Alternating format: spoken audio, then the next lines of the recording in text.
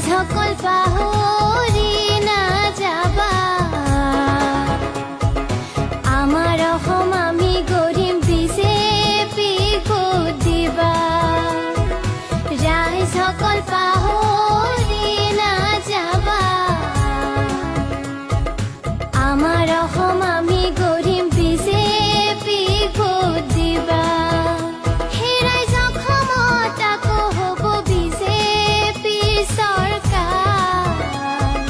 BJP থাকোতে আমার বেলেগ নাই দরকার হে রাইজ অসমত আকৌ হব বিজেপি সরকার